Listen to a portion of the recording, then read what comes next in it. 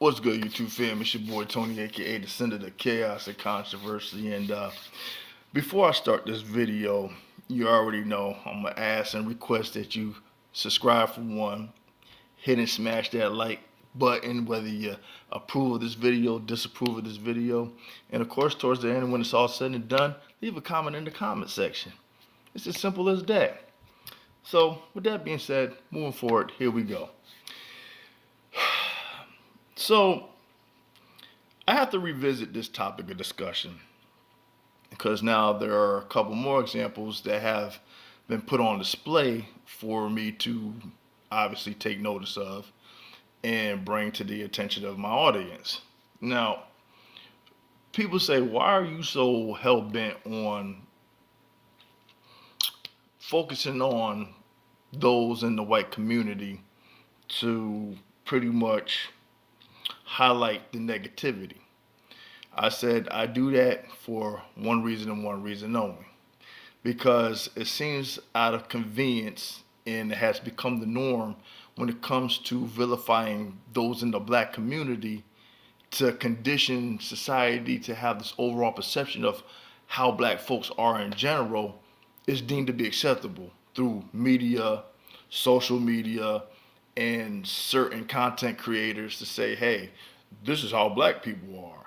And they quick to bring up demographics like Chicago just to exploit a particular narrative.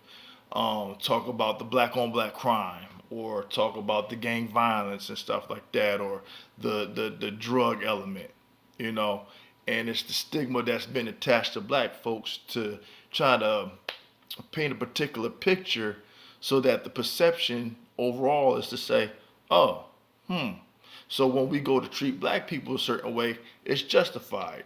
When we encounter law enforcement and they react upon whatever and how they approach, interact, engage, and deal with us, and the outcome either being getting beaten the fuck up or getting killed by the by the standards of society, it'll be justified and accepted, you know. But that's the reason why it brings me to draw the attention to those in the white community. Okay? Because if you're going to vilify those in the black community, where some people say, oh, stop playing the victimhood role and stuff like that, well, how can you not express your grievances if this is the shit that you entertain? If this is the shit that you deem to be acceptable? If this is the shit that you try to indoctrinate people and condition them to have this overall perception? Okay? And that's where the problem comes into play, where when we stand up in our own defense to say, hey, we acknowledge there are issues within our community and there are bad elements, and believe it or not, we do address it. We try to figure out how do we deal with the bad elements of our community. But it's almost as if the disingenuine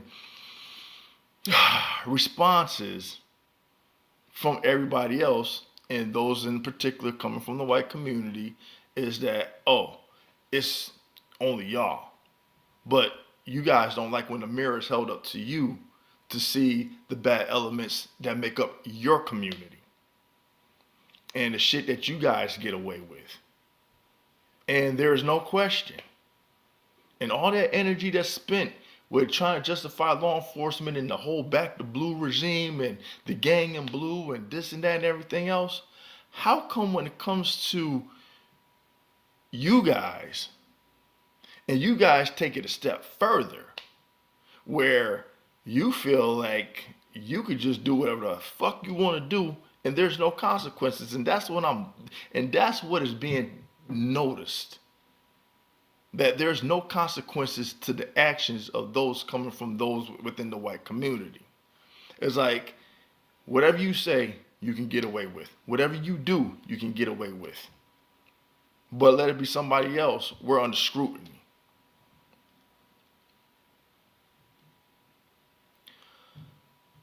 I brought up the story of Lance Storrs, how he had killed 6 officers and wounded others.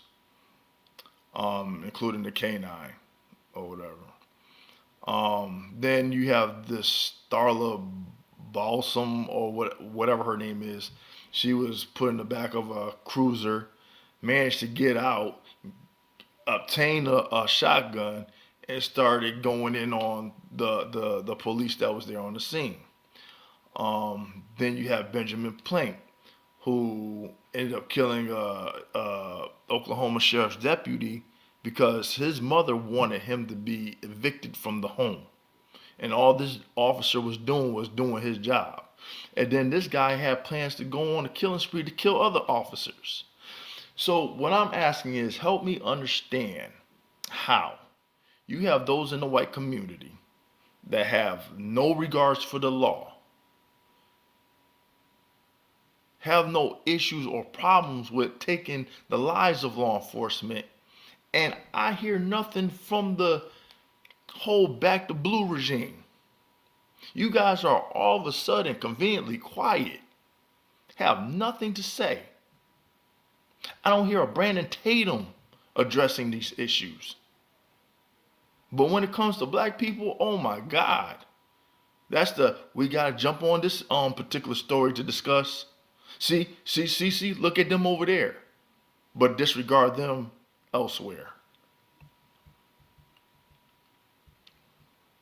And then when you don't like when the bad shit is thrown up in your face, all of a sudden it's reverse racism. Oh, why are you anti-white? Oh, this, that, and everything else. But it was okay for you to be anti-black. It was okay for you to highlight the negative in the black community. What's wrong with me highlighting the negative in the white community? I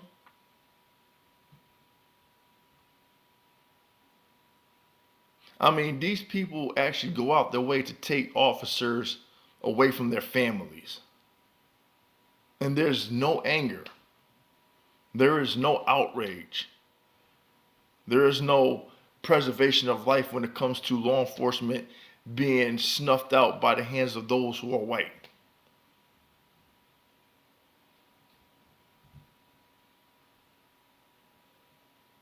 Again, it's that selective outrage that makes me sit there and think, I'm not understanding this. I'm not getting it whatsoever. But you get mad when I sit there and I make the comparisons and say, why is it wrong on one end but okay on the other? And then you guys get all with the, oh, here he go, and then I get someone from one in particular that wants to sit there and throw up statistics and say this and say that. And like I reiterate, and I'll say this again, when it comes to certain cities and particular states, that's a city. You forget the towns, the counties, and stuff like that, and the state itself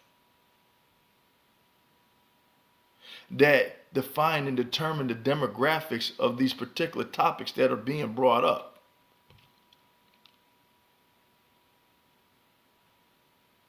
So it's okay to entertain one narrative but not the other. I'm at a loss here because going down the checklist, police brutality, and I try to be fair. And those who follow my channel faithfully know that I'm a person that try to be fair. When black folks express their grievances with law enforcement, it's a problem. Here you go, guys go want to march. Here you guys go want to form these organizations, this, that, and everything else. And then you want to sit there and say all law enforcement is bad. But then again, it's no problem when you say all black folks are bad. All black folks are thugs. All black folks are criminals. All black folks are this, that, and everything else under the labels of negativity that you guys project upon us. But we're supposed to stay quiet and not say nothing in return in our own defense. Then you look at the criminal element in the white community, where you got the biker gangs, you got the racist groups broken down from white nationalists, to the Patriots of whatever, the neo Nazis, the KKK, and all these other groups, or just common folks that just don't give a damn about anybody else but themselves, and they're out there committing crimes. There's the white on white. Not only is it white on white crime, but it's crime against other groups. But you guys don't want to talk about that. Um, you guys love to sit there and throw in our face about the drug issue and stuff like that. And then we go through the legal process through the through the injustice system, and we see in comparison how we are given certain sentences in comparison to our white counterparts that are not the same. Could be the same fucking crime, but they get a slap on the wrist and we get thrown up under the jail.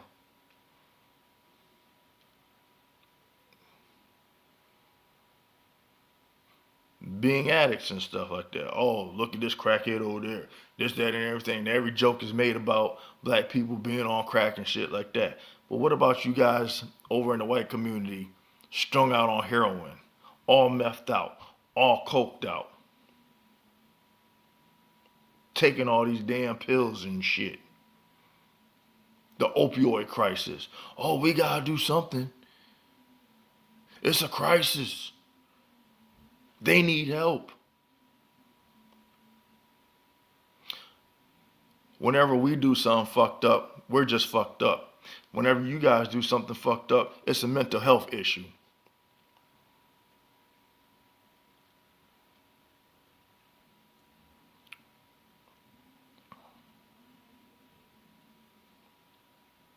And you guys sit there and think that with everything that's presented before us, people aren't noticing a particular pattern. And you think that, oh, ignorance is bliss. But in comparison, there's this thing that I'm starting to notice is that willful ignorance.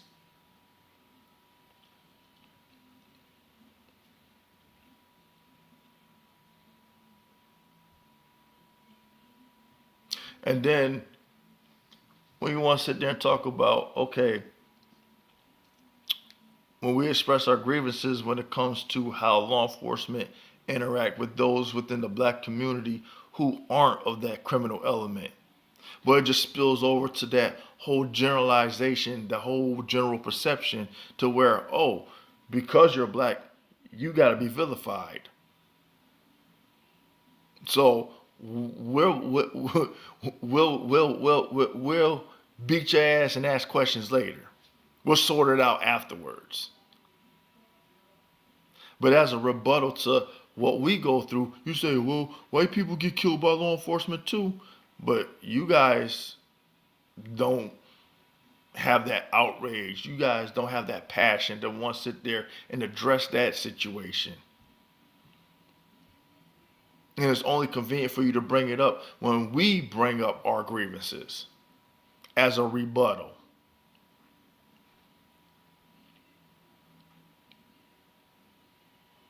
So, again, there are a lot of things that I would agree with you guys on when it comes to us being on common ground, but who does it benefit more to be on common ground in regards to the comparison that's taking place?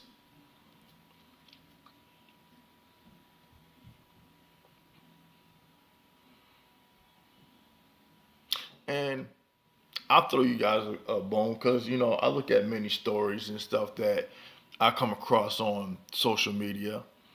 And people say, yeah, well, not every black person gets killed by officers and stuff like that. You're right. Because I did cover the story of the DC sniper. Um, and then there's another example of, what's his name? The Ohio college football player, Michael Harris, where he was engaging into a confrontation with law enforcement, actually lifted one up and body slammed him. And he ended up getting detained and apprehended. And the cops were sitting there, talking to him calmly and telling him to calm down. So, yes, I know that there are examples out there where there are black people who don't, meet their demise in the presence of law enforcement, and they be showing their ass and probably deserve to get their ass kind of handed to them. I would sit there and say, yeah, there are examples, but the difference is I acknowledge that there are examples out there to validate certain points that are being made. But overall, when it comes to pointing out certain things, it amazes me how the convenience of unacknowledging certain things that are very apparent is what I'm talking about when it comes to that willful ignorance. But anyway, that's what I wanted to share with you guys today because it's just baffling to me how the lives of law enforcement isn't valued when it comes to white folks taking it out of existence, but on any other occasion, it's just whatever. But anyway, you guys already know how I do this. Until next time, until next video, peace.